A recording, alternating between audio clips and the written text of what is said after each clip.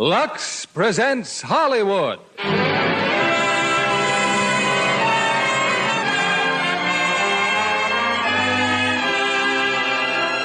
Lever Brothers Company, the makers of Lux Toilet Soap, bring you the Lux Radio Theater, starring Gloria Swanson, William Holden, and Nancy Gates in Sunset Boulevard. Ladies and gentlemen, your producer, Mr. William Keighley.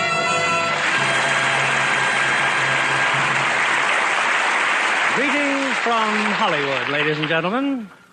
Sunset Boulevard, a busy thoroughfare in the heart of Hollywood, is far more typical of the motion picture capital than even Hollywood and Vine Streets. Here you will find the site of the first motion picture studio, the swank offices of the actors' agents, the night spots. And very far out, almost to the Pacific Ocean, the homes of the screen stars themselves.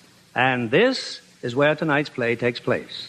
In the home of a famous but forgotten glamorous actress of the silent days. Recreating her original role is Gloria Swanson, one of the most glamorous women of silent or talking pictures. Also playing his original role in this Paramount picture, which, by the way, received 11 nominations for Academy Awards, is that excellent actor, William Holden, and Nancy Gates, making her first appearance on our stage. Yes, Sunset Boulevard, with its many Lux girls traveling from studio to studio, is as representative of Hollywood as the Lux girls themselves. For in this capital of beauty, Lux toilet soap is a favorite complexion care. Now here's Sunset Boulevard, starring Gloria Swanson as Norma Desmond, William Holden as Joe Gillis, and Nancy Gates as Betty Schaefer, with John Wengraf as Max.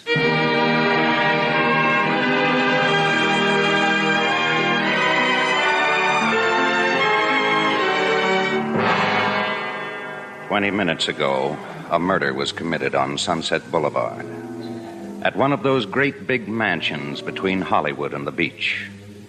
You're going to hear a lot about it because an old-time movie star is involved, one of the biggest.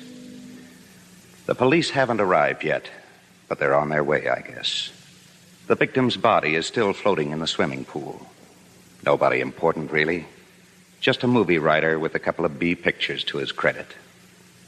The poor dope. He always wanted a swimming pool. Well, he got the pool. Only the price turned out to be a little high. Let's go back about 6 months and find the day when it all started. Things had been pretty tough. I hadn't sold a story in months. But I knew a big shot over at Paramount who always seemed to have liked me. And the time had come to take advantage of it. He was a smart producer with a set of ulcers to prove. All right, Gillis, you got 5 minutes. What's your story about? Well, it's about a baseball player, Mr. Sheldrake. No? The poor kid was once mixed up in a holdup, but he's trying to go straight. I submitted an outline a while back. I imagine your story department's got a report on it. Baseball story, huh? Yeah, with a real good gimmick at the end. You got a title? Bases loaded. And you got exactly the man for it right here on the lot, Alan Ladd. Be a great change of pace for him. Come in. Hello, Mr. Sheldrake. Hello. On that bases loaded, I have a 2-page synopsis. You may want to look at it. Oh, thank you. Personally, though, I wouldn't bother. Oh? What's wrong with it? It's from hunger. I'm sure you'll be very glad to meet Mr. Gillis. He wrote it. This is Miss Schaefer from the reading department. And right now, I wish I could crawl in a hole and pull it in after me. If I could be of any help, Miss Schaefer. I'm sorry, Mr. Gillis. I just didn't think it was any good. Just what kind of material do you recommend? James Joyce, Dostoevsky? Perhaps the reason I hated Bases Loaded is that I knew your name. I'd always heard that you had some talent. That was last year. This year I'm trying to pay the rent. That'll be all, Miss Schaefer. Thank you very much. Goodbye, Mr. Gillis. Look, I don't want you to think I thought this was going to win any Academy Award, but I'm over a barrel, Mr. Sheldrake. I need a job. I haven't got a thing. Any kind of an assignment, additional dialogue, rewrite. There's nothing, honest. Mr. Sheldrake, well, could you let me have $300? It's for my car. They're after my car. I mean yourself as a personal loan. Could I? Gillis, last year somebody talked me into buying a ranch in the valley. So I borrowed the money from the bank to pay for the ranch. This year I had to mortgage the ranch so I could keep up my life insurance, so I could borrow on my insurance, so I could pay the bank. Then there's a little matter called income tax. Now, in case you don't...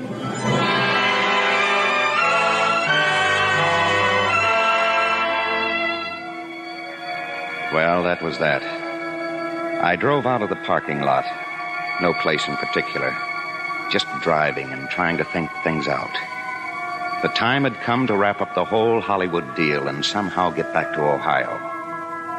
I stopped for a traffic light. Behind me in the mirror, I saw a very familiar car. 2 gentlemen from the Friendly Finance Company. I jumped the light and stepped on the gas. I was on Sunset Boulevard now, heading toward the beach. Suddenly, a tire blew out. There wasn't time to think twice. I turned off the road into a private driveway.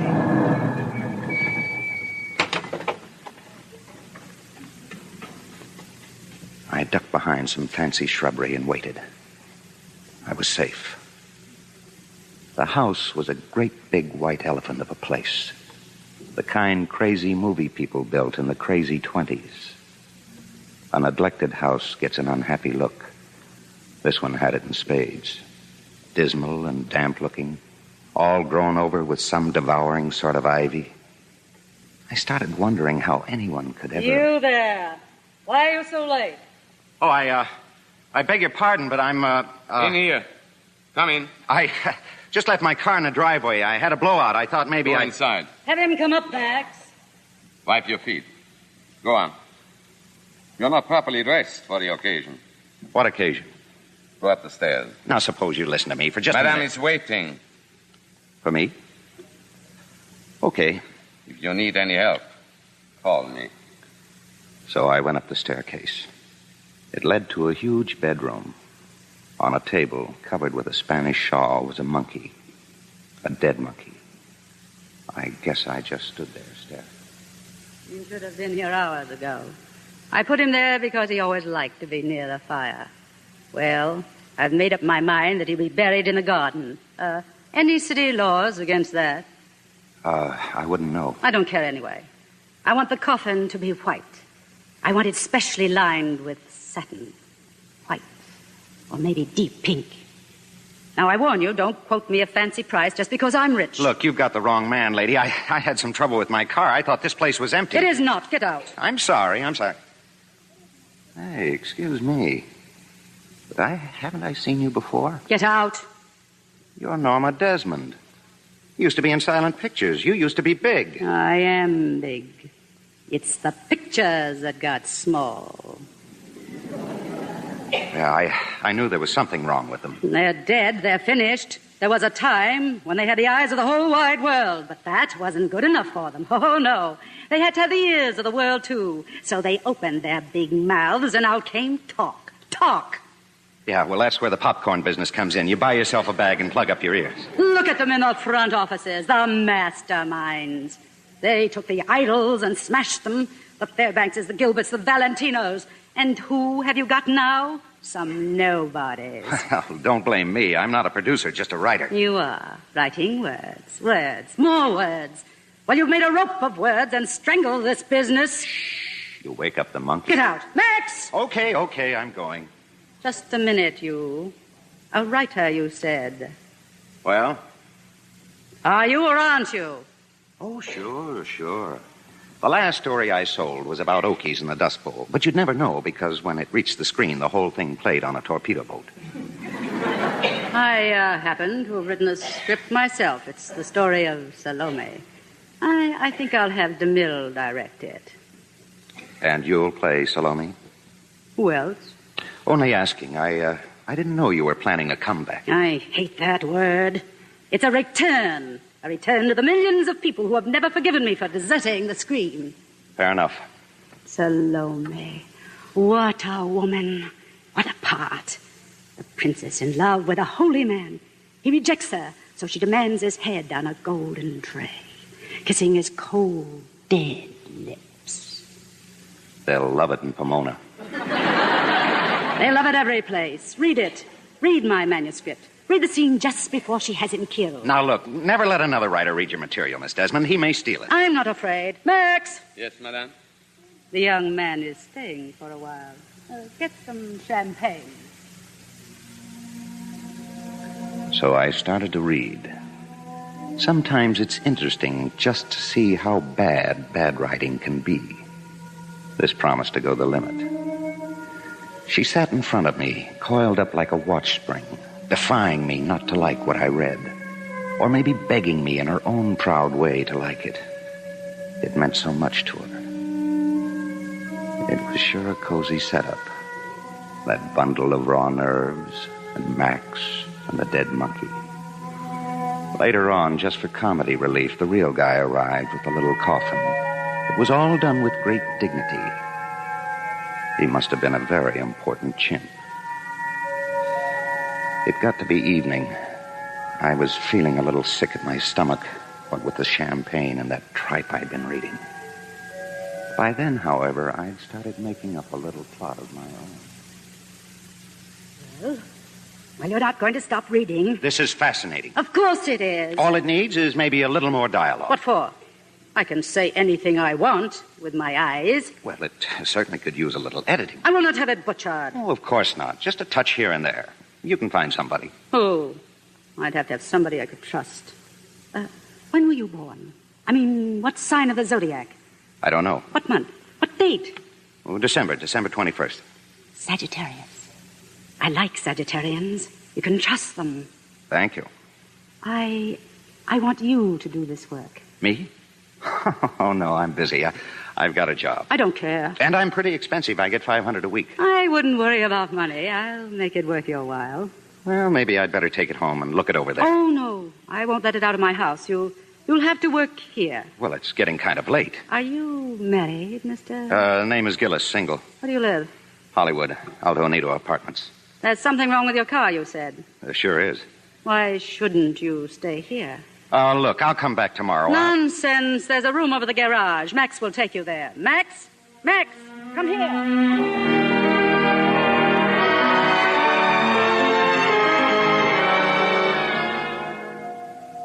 I felt kind of pleased with the way I'd handled the situation. Sure, I'd work on a script. Meanwhile, my car would be safe and the money prospects looked very good indeed. This garage room has not been used for a long time. Well, I guess it's okay for one night. She's quite a character, isn't she? She was the greatest of them all. You wouldn't know. You're too young. In 1 week, she received 17,000 fan letters. Yeah. I sure turned into an interesting driveway. You did, sir. Good night, Mr. Gillis. I pegged him as slightly cuckoo, too. A stroke, maybe. Come to think of it, the whole place seemed to have been stricken with a kind of creeping paralysis, out of beat with the rest of the world, crumbling apart in slow motion. When I woke up the next morning, all my belongings were there. Suitcases, books, even my typewriter. I threw on some clothes and ran over to the house. Of course your things are there. I brought them myself. Is that so? Well, who said you could? Who asked you to? I did. It seemed like a good idea if we are to work together. Well, there's nothing in the deal about my staying here. You'll like it here. Besides, you can't work in an apartment where you owe 3 months' rent. I'll take care of that. It's all taken care of. Max, unpack Mr. Gillis's things. Has been done, madame. Well, pack them up again. I didn't say I was staying. Then suppose you make up your mind. Do you want this job or not? Yes, I wanted the job. I wanted the dough. But it wasn't so simple getting some coherence into those wild hallucinations she called a script. And what made it even tougher was that she was around all the time, hovering over me, afraid I'd do some injury to that precious brainchild. The papers on the floor. Oh, just a scene I threw out. What scene? Well, the one where you go to the slave market. It's better to cut directly to John the Baptist. Cut away from me. Well, honestly, they don't want to see you in every scene. Don't they? Then why do they write me fan letters every day? Why do they beg me for my photographs? Why? Because they want to see me, Norma Desmond. Okay. Put those pages back there where they belong. So I put them back. You don't yell at a sleepwalker. He may fall and break his neck. That was it. She was still sleepwalking along the giddy heights of a lost career. Plain crazy when it came to that one subject. Her celluloid self. The great Norma Desmond. It wasn't all work, of course. Sometimes there'd be little bridge games at the house. Friends of hers, actors, dim figures you might still remember from silent pictures. I used to think of them as her waxworks, fragile and old. They'd come and they'd go, quietly like ghosts. They never spoke to me. I don't believe they even asked her who I was. On other nights, Max would operate a motion picture machine. We'd see a movie right in her living room, a silent movie. I guess I don't have to tell you who the star was. They were always her pictures. That's all she wanted to see. Still wonderful, isn't it? And no dialogue. We didn't need dialogue. We had faces. Oh, those idiot producers. Those imbeciles. Haven't they got any eyes? Have they forgotten what a star looks like? I'll show them. I'll be up there again, so help me. One morning, Max came in with bad news for me. The men from the finance company had paid us a visit. They'd found my car and towed it away. Don't be ridiculous, Joe. They took your car. It's not a matter of life and death. Well, it is to me. That's why I took this job. Now you're being silly. We don't need two cars. We have a car. And not one of those cheap new things made of chromium and spit. Nisada Fraschini. Have you ever heard of a Nisada Fraschini? All handmade. Cost me $28,000. So Max got the old bus down off its blocks and polished it up again. It was upholstered in leopard skin and had one of those car phones, gold-plated. That's a dreadful shirt you're wearing, Joe. Yeah? What's wrong with it? Nothing. If you work in a filling station. And I'm getting rather bored with that same sport jacket and the same baggy pants. Max? Yes, madame? Take us to a good men's shop in town. The very best. Take us there now. But I don't need any clothes, and I certainly don't want you buying them for Why me. begrudge me a little fun? I just want you to look nice. And, must you chew gum? The last week in December, the rains came. It came right through the old roof of my room over the garage. So she had Max move me into the main house. I didn't much like the idea, but it was better than sleeping in a raincoat and galoshes. You should be quite comfortable over here, Mr. Gillis. Uh-huh. Whose room was this? It was the room of the husband. Or the husbands, I should say. Madame has been married 3 times. Yeah. Hey, what's the matter with the door? There isn't any lock. There are no locks anywhere in this house, sir. How come? Madame has had some moments of melancholy. There have been some attempts at suicide. Oh. You have to be very careful. No sleeping pills, no razor blade. We turned off the gas in Madame's bedroom. Why? Her career? She got enough out of it. She's not forgotten. She still gets those fan letters. Those letters? I would not look too closely at the postmarks. You send them. Is that it, Max? I'd better press your evening clothes, sir. Mr. Gillis has not forgotten Madame's New Year's Eve party. No, I hadn't forgotten the party. I dreaded it. But I was curious as to who would be there. I heard voices. Max ushering in the orchestra. A little later on, they started to play. I went downstairs. This was the night I was to find out how she felt about me. I'd been an idiot not to have sensed it coming. That sad, embarrassing revelation. She was dancing alone, a tango. And then she saw me and came over to the foot of the stairs.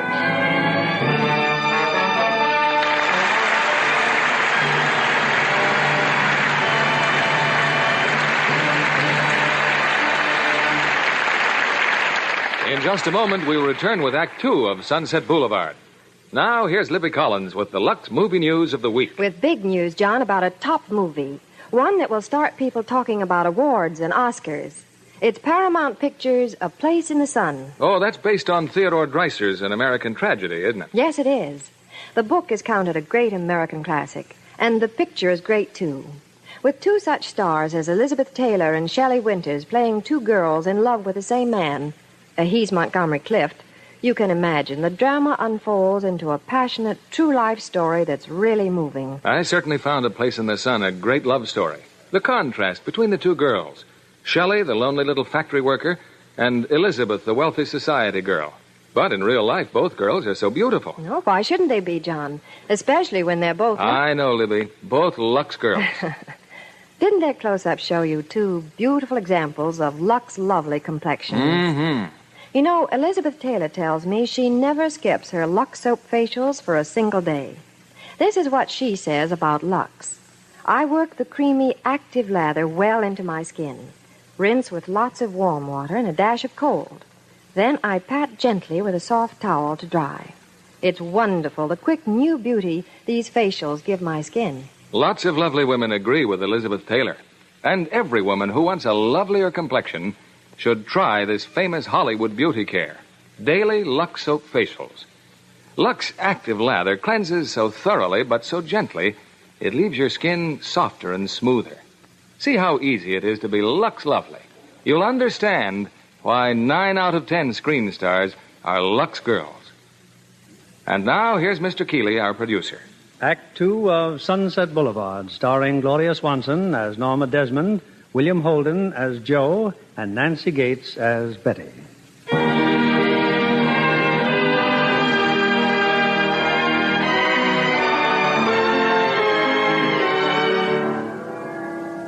If there had been any hope of ducking that New Year's Eve party, believe me, I wouldn't have been there. As it was, I had put on that dinner jacket from the best shop in town and went downstairs. Joe, you look absolutely divine. Turn around. Oh, please. Come on. Perfect. Wonderful shoulders. And I love that line. Oh, it's all padding. Don't let it fool you. Cute. You know, this floor used to be wood, but I had it changed. Valentina said there's nothing like tile for a tango. You tango, don't you? Not on the same floor with Valentino. Norma, it's late. What time are they supposed to get here? Who? The other guests. There are no other guests. This is for you and me, Joe. Oh? Hold me tighter. Okay. You think this is all very funny? A little. Be patient, Joe. You think it's nice, not funny. You think it's very nice. So we danced, Norma Desmond and I, in a room big enough for a softball game, to the music of a 20-piece orchestra. What a wonderful year it's going to be, Joe. What fun we'll have. I'll build my pool for you. Or I'll open my house in Malibu, and you can have the whole ocean. And when our picture's finished, I'll buy you a boat, and we'll sail to Honolulu. Oh, stop it. You're not going to buy me anything anymore. Don't be silly. I'm rich, Joe. I'm richer than all this new Hollywood trash. I've got $1 million. Keep it. I own 3 blocks downtown. I've got oil in Bakersfield, pumping. What's it for? But to buy us anything we want. Cut out that us business. What's the matter with you? Has it ever occurred to you that I may have a life of my own, that there may be some girl that I'm crazy about? Who? Some car hop? Some dress extra from Central Casting? What I'm trying to say is that I'm all wrong for you. You want a Valentino, somebody with polo ponies, a big shot. What you're trying to say is you don't want me to love you, is that it? Well, say it! Say it! Say it! She left the room and rushed upstairs, and the orchestra kept playing. Well, I'd had enough. I grabbed my coat and left. I thought about a friend of mine, Artie Green, an assistant director. There was bound to be a New Year's shindig going on in his apartment. I walked down to the boulevard and hitched a ride into town. Well, what do you know, Joe Gillis? Hi, Artie. Where you been? I dropped by your place a couple of weeks ago on the land. Well, I moved out to a deep freeze. Look, I'll give you a full report later. Meantime, could I stick around here for a while? Oh, this'll go on all night. No, I mean, could you put me up for a week or so? Oh, sure, Joe, sure. Just stand by, kid. I'll get you a drink. Hello, Mr. Gillis. Oh, hello.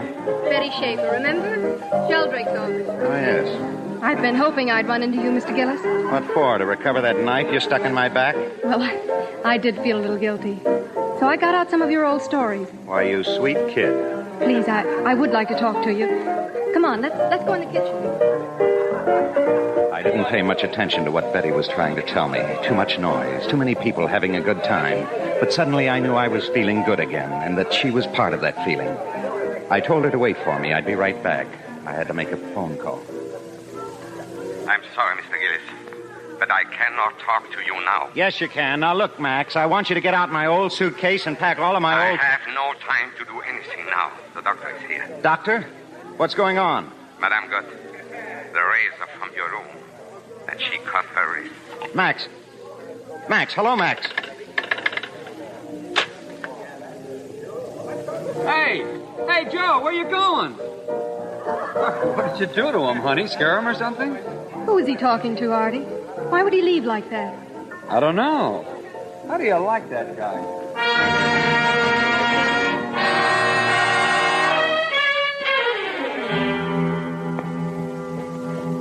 Thank you for coming back, Mr. Gillis. How is she? The doctor says she will be all right. Be careful, Mr. Gillis. Be careful what you say to her.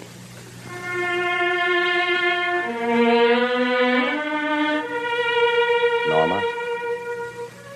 Go away. Don't look at me.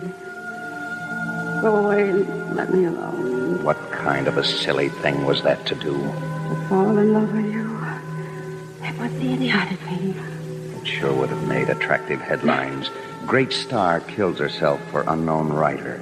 Great stars have great pride. Go away.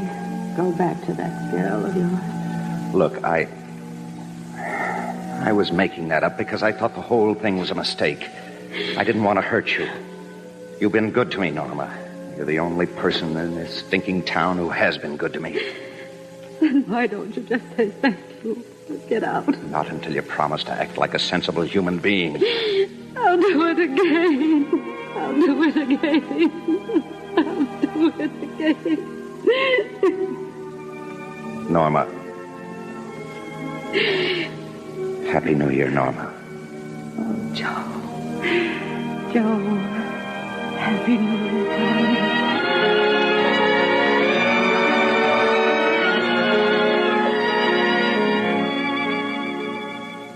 By the following day, if it hadn't been for her bandaged wrists, no one would have dreamed that here was a woman who'd tried to kill herself. Immediately, Max, immediately. Take the script over to Paramount, and be sure you deliver it to Mr. DeMille in person. Very good, madame. You're really going to send it to DeMille? Well, this is the day. This is the day, Joe. Look, here's the chart from my astrologer. She's read DeMille's horoscope. She's read mine. Did she read the script? Norma, scripts don't sell on astrologers' charts. But, darling, I'm not just selling the script. I'm selling me. DeMille always said I was his greatest star. When did he say it, Norma? Well, all right, it was quite a few years ago. But the point is, I never looked better in my life.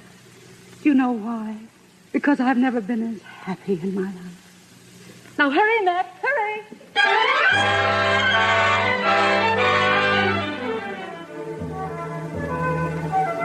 It's for you, madame. The telephone. Paramount is calling. Now, do you believe me, Joe? Paramount is calling. I told you DeMille would jump at my story. It's not Mr. DeMille in person, madame. Someone by the name of Gordon Cole. He says it is very important. Certainly it's important. The very idea of having some assistant call me. Say that I'm busy and hang up. Very good, madame. How do you like that? We made 12 pictures together. His greatest successes. Maybe he's busy. Maybe he's shooting. I know that trick. He's trying to belittle me. He's trying to get my price down. I've waited 20 years for this call. Now DeMille can wait until I'm good. About 3 days later, she was good and ready. Incredible as it may seem, there had been more of those urgent calls from Paramount. So she put on a half a pound of makeup, fixed it up with a veil, and set forth to see DeMille in person. Joe, are you sure you don't want to see Mr. DeMille with me, dear? No, I'll wait outside. It's your script, Norma. It's your show. Good luck. Thank you, darling. Max, what are we waiting for? The gate, madame. Hold that noise, will you please? To see Mr. DeMille. Open the gate. Mr. DeMille is shooting. Have you got an appointment? No appointment necessary. I'm bringing Norma Desmond. Ooh. Norma Desmond. Jonesy, it is you, Jonesy. What? Why, Miss Desmond. Oh, how have you been, Miss Desmond? Just tell that officer to open the gate. Sure, Miss Desmond. Okay, Mac, open it up. Yeah, they can't drive on the lot without a pass. Miss Desmond can. Open it up.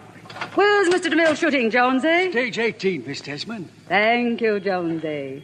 And teach your young friend some manners. Tell him without me, he wouldn't have any job. Because without me, there wouldn't be any Paramount studio. Max, stage 18. It wasn't possible. How could a man of DeMille's intelligence see even a glimmer of hope in a script as bad as the one she'd sent him? But he came out of the sound stage and put his arms around her, and then led her into his cell. You saw them, Mr. Gillis? The extras, the electricians. They fall all over each other just to get a look at her. You see that row of offices? That used to be Madame's dressing room. The whole row. It didn't leave much for Wallace Reed.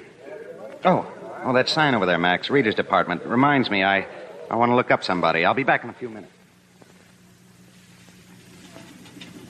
Well, for heaven's sake, come on in. Have a chair. Hello, Betty. I just thought I'd tell you that if you still think there's anything in that story of mine, go ahead, take it. It's all yours. Why? Well, it's no good to me. Help yourself. I mean it. That doesn't make sense.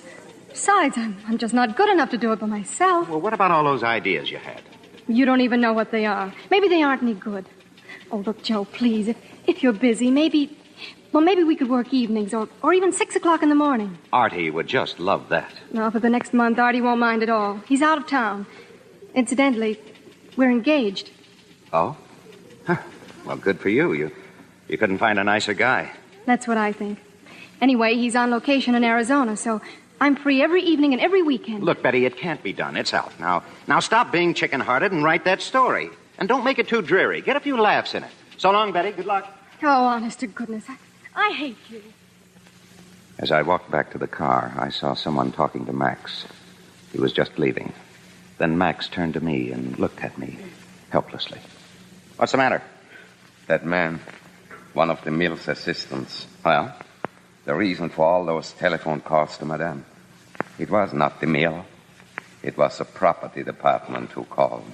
Property department? The car. They saw the car when I brought the script here. They want to rent the car for a Bing Crosby picture. And DeMille's going to tell her then? He will know what to tell her. He remembers her. He will not break her heart. Take it easy. She's coming. You see? Look at her. Look at her. She's radiant. Well, how'd it go? Oh, it couldn't have gone better. It's practically set. Of course, he has to finish this picture first. It's a circus picture. But I'm next. I'm sure I'm next. He said nothing would please him more than to work with me again. Norma.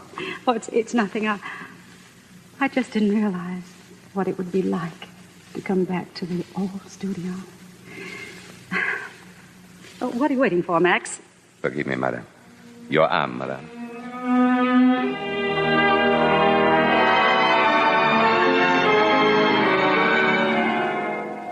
After that, an army of beauty experts invaded the house. She went through a merciless series of treatments, like an athlete training for the Olympic Games. She went to bed every night at 9. She was absolutely determined to be ready. Ready for those cameras that would never turn. Joe, darling, are you there? Yes, Norma. Don't turn around. Keep your eyes on the book. I just came down to say goodnight. I don't want you to see me. I'm not very attractive at the moment. All right, good. You know, I've lost 1.5 pounds since Tuesday. Good. You going to read all night? Oh, for a while. You went out last night, didn't you, Joe? I went for a walk. No, you didn't. You took the car. It's all right. It's just that I don't want to be left alone. Not while I'm under this terrible strain. All I ask is for you to be a little patient and a little kind. Norma, I haven't done anything Of course you haven't. I wouldn't let you. Good night, darling. Yes, she was right. I was playing hooky every night. That story of mine that Betty Schaefer had dug up kept going through my head like a locomotive. I'd phoned her. We'd started working on it, just the two of us in her office. Nights when the studio was deserted. And sometimes when we got stuck, we'd walk around the lot, just wandering down alleys between the sound stages or through the sets they were getting ready for the next day's shooting.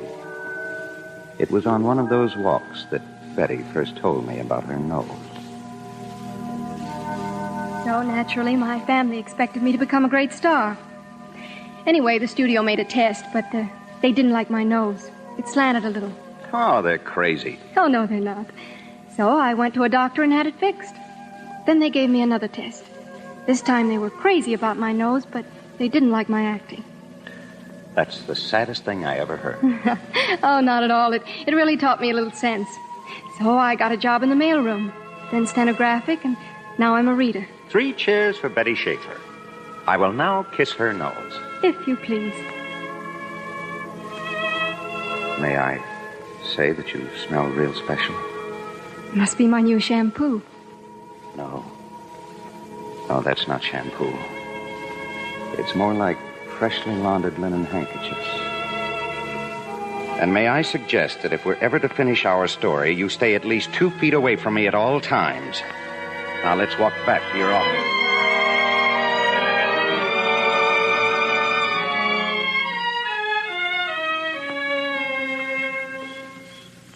It was long past midnight when I got back to the house. Max was waiting for me in the patio.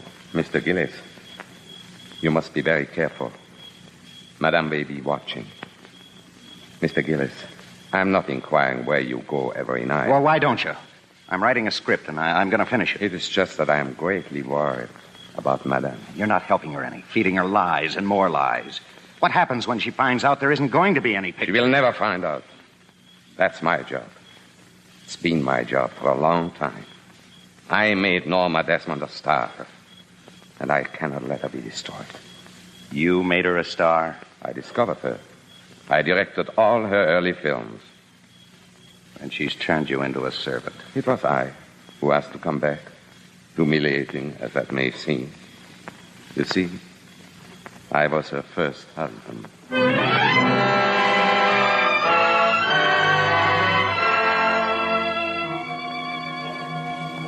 The following night, as usual, I was in Betty's office.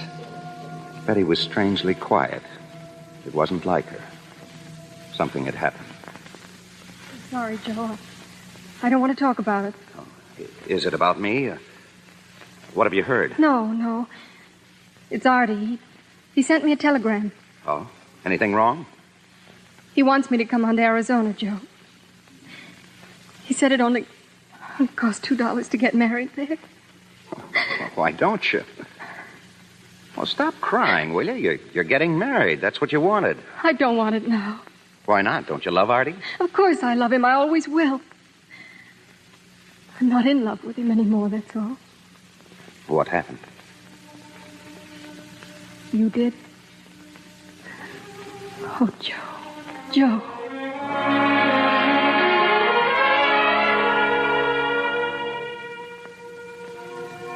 She'd been a fool not to sense there was something phony in my setup. And I'd been a heel not to have told her. But you just can't say those things to somebody you're crazy about. Maybe I'd never have to. Maybe I could get away with it. Get away from Norma. Maybe I could wipe the whole nasty mess right out of my life. As soon as I got back to that peculiar prison of mine, I went to Norma's room. The door was closed, but I could hear her talking. It's so late, Miss Schaefer. But I really feel it's my duty. Never mind who I am. You do know, Mr. Gillis. Exactly how much do you know about him? Do you know where he lives? Do you know how he lives? Miss Schaefer, I'm trying to spare you a great deal of misery. Very well, then. Ask him. Give me that phone. No, Joe, no. Give it to me. That's right, Betty. Ask me. Or better yet, why don't you come out and see for yourself? The address is 10,086 Sunset Boulevard. Don't hate me, Joe. Don't hate me. I found a script in your room. Your name was on it. Your name and hers. I called her up because I need you. I need you as I never needed you before. Oh, look at me. Look at my hands. Look at my face. Look under my eyes. How can I go back to my work if I'm wasting away under this torment? You don't know what I've been through these last weeks. I bought myself a revolver. I did. I stood in front of that mirror, but I couldn't make myself do it. Don't just stand there hating me. Shoot at me, strike me, but don't hate me. Oh, Joe. What are you going to do? What are you going to do? What are you going to do?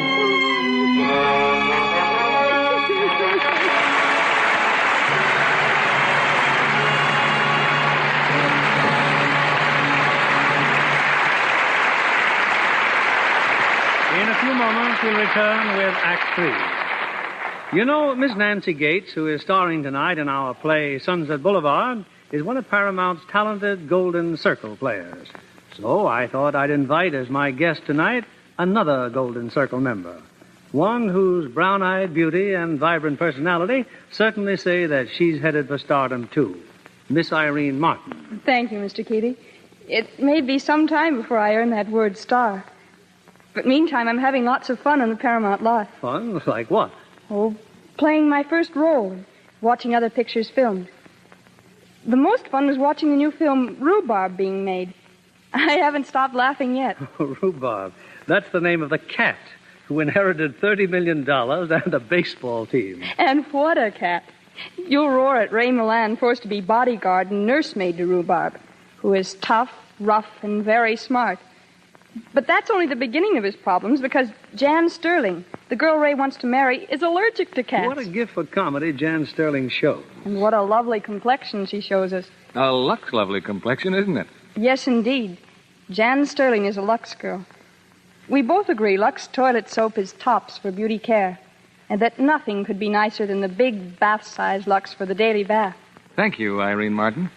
Yes, Lux has active lather that leaves skin feeling soft and satin smooth. It's a creamy, rich lather, abundant even in hardest water. Try it for your beauty bath. You'll love the delicate, clinging perfume. The way Lux leaves skin fresh and sweet. Lux lovely all over. 9 out of 10 screen stars use Lux toilet soap. We pause now for station identification. This is the CBS Radio Network.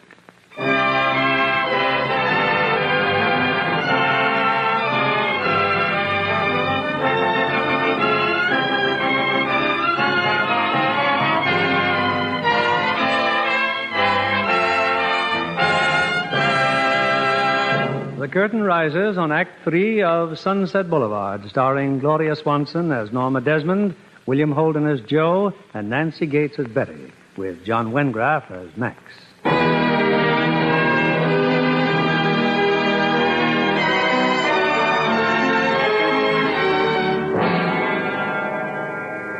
What was I going to do? Over and over, she kept repeating those words, sobbing, hysterical. I left the room and went out of doors. I kept walking around. And then I saw some headlights and a car turned into the driveway. Betty had come. Joe, what is it? What's wrong? I didn't know what to do, so I jumped in the car. Come on in. Come on in the house, Betty. I don't know why I'm scared, Joe. Is it something awful? Take a look around, Betty. Ever been in one of these old Hollywood palazzos? They built them like this when they were making $18,000 a week and no taxes. You live here, Joe? You bet. Whose house is it? Whose? Well, there are 100 photographs of her in that one room. If you don't remember the face, you must have heard the name. Norma Desmond? Why did she call me? Did you ever see so much junk? She had the ceiling brought all the way over from Portugal. And look at this. Joe, what about Norma Desmond? That's what I'm trying to tell you. This is an enormous place. It's lonely here.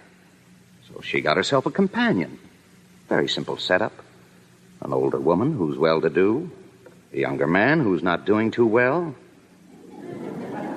Can you figure it out yourself? No. All right, I'll give you a few more clues. No. No, I haven't heard any of this. She never called me, and I've never been in this house. Now get your things together and let's get out of here. All my things?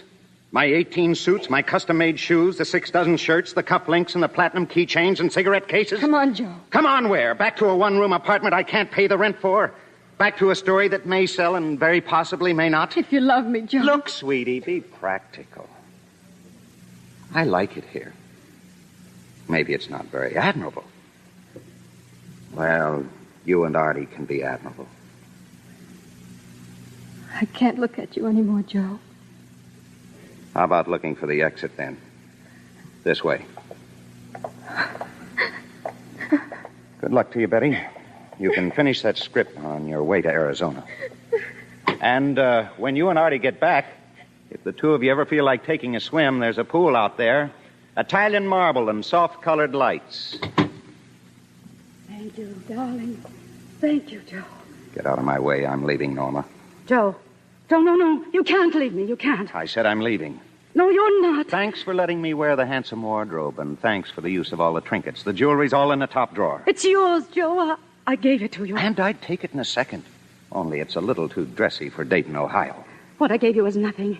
You can have anything you want. What is it you want? Money? You'd be throwing it away, Norma. I don't qualify for the job, not anymore. You can't go. Max!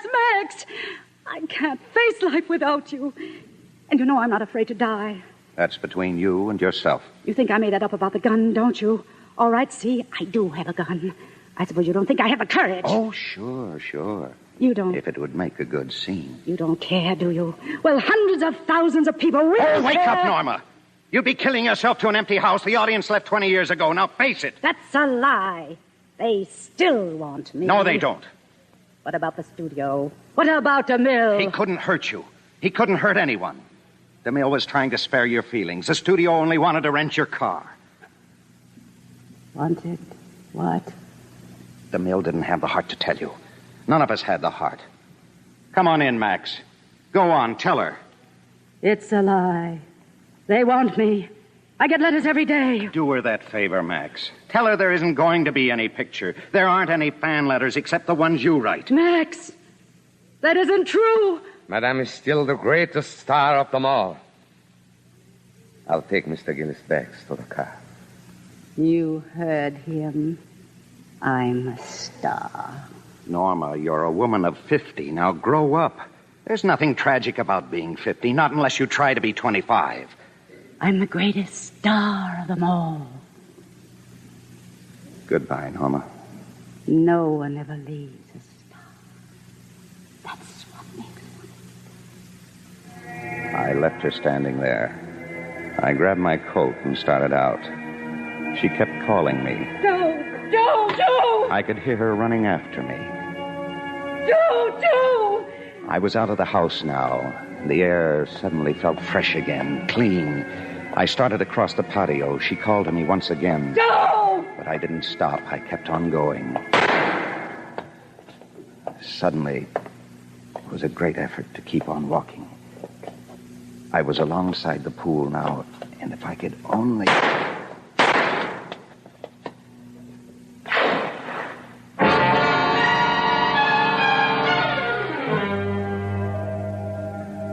Well, this is just about where you came in.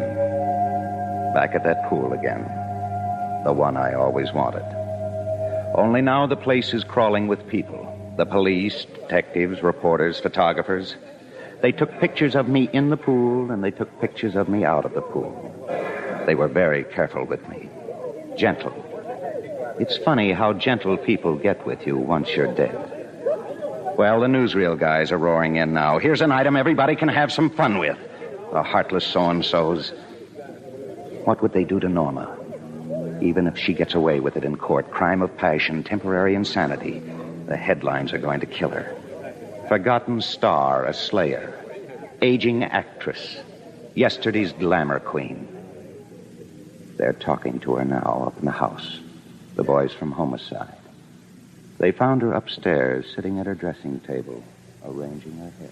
She just won't talk, Captain. State of shock, I guess. Miss Desmond, please. You don't deny having killed that man. Just answer us yes or no. Did you intend to kill him? Who is he? Where did you first meet him? Where does he come from? Newsreel men are here with the cameras, Captain. Tell him to go fly a kite. This is no time for cameras. Miss Desmond, is there anything at all you want to tell us?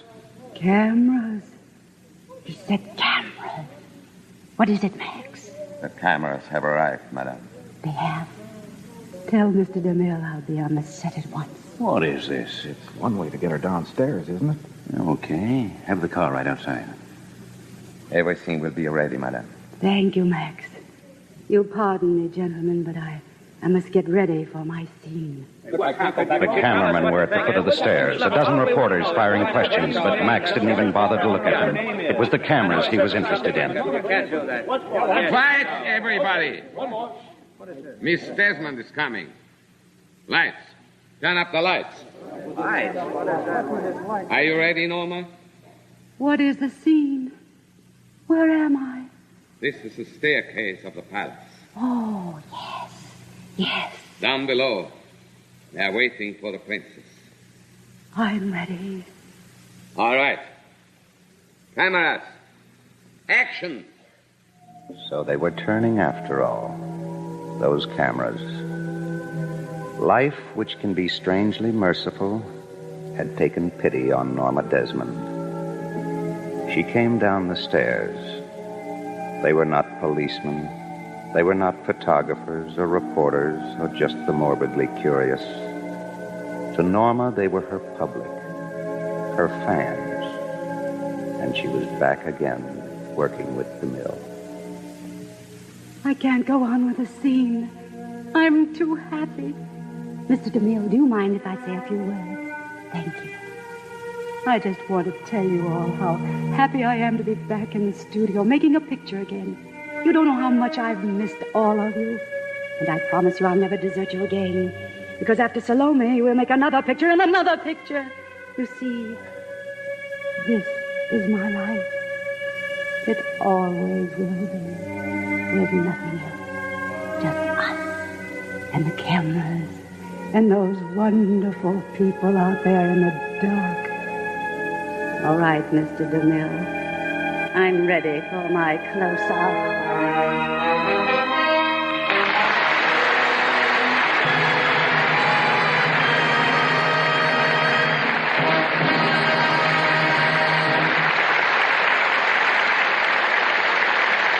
In a few minutes, we want you to meet our stars in person. Mr. Keeley will tell you about next week's show. But first, here's Libby Collins with a very exciting question. Who is the lovely Lux Girl? Oh, you mean who is the mystery star in the big Lux Girl contest? That's it. The lovely Hollywood star with her eyes masked out. Her picture's appearing in newspapers everywhere, on posters in grocery stores all over the country. Give our listeners a clue, Libby, to help identify her. Right. Our Lux Mystery Girl is the star of Metro-Goldwyn-Mayer's Too Young to Kiss. That makes it easy for everyone to identify her and to enter this wonderful Lux contest. The prizes, John, are simply wonderful. Why, the first prize is $5,000 cash plus a Ford Victoria sedan. And there are 10 more Ford Victoria sedans to be given away. And 200 14-karat gold diamond Blvd watches. Plus $10,000 in additional cash prizes. Over $60,000 worth of prizes. And everyone easy to win. Besides, it's really fun to enter the contest. First, you identify the mystery star. Then complete the last line of a jingle. Now, here's the jingle. June is her name. The last is da-da-da. That's where you fill in the star's name. I'll repeat it. June is her name. The last is da-da-da.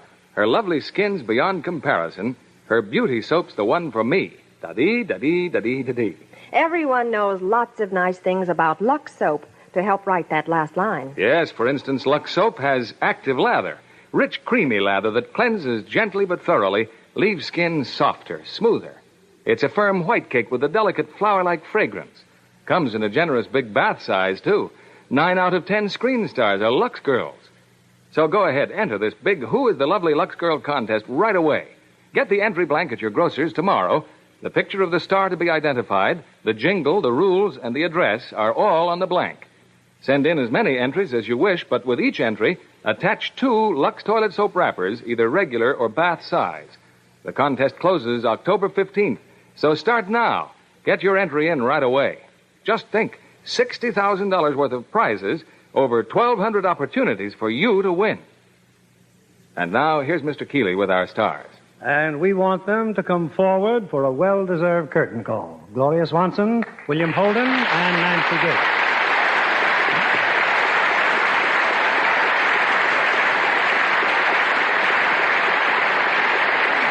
Gloria, I can't tell you what pleasure it gives me to welcome you to the Lux Radio Theater.